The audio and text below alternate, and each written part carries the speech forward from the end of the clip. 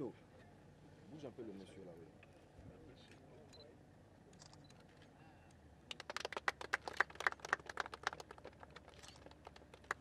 They poured wine on the foundation stone to signify their sign of commitment towards the construction and establishment of a regional petroleum training institute.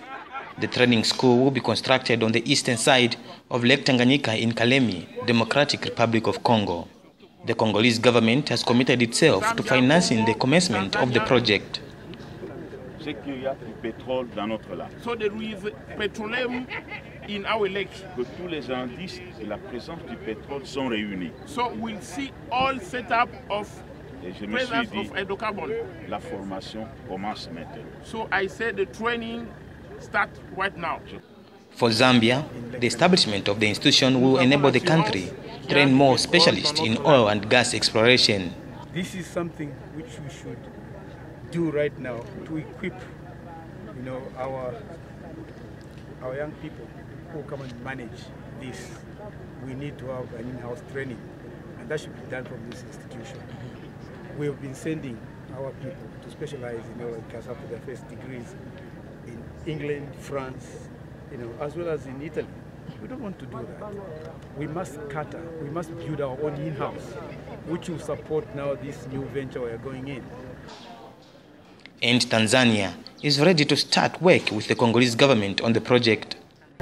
Tuna watu wengi ambao tayari wana elimu ya gesi na mafuta.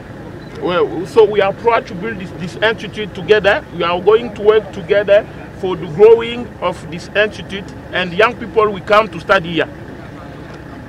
Jana Mheshimiwa Waziri alifurahi kuona yule msichana akieleza masuala mazuri ya mafuta katika Lake Tanganyika.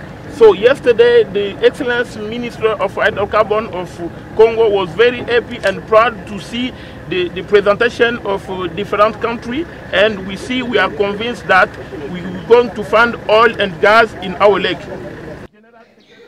Once the training institute is established, its sole purpose will be to provide expert education to geologists in the field of oil and gas exploration.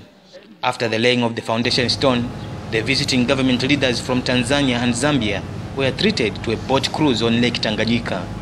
Macpherson Mukukam, ZNBC News, Kalemi, Democratic Republic of Congo.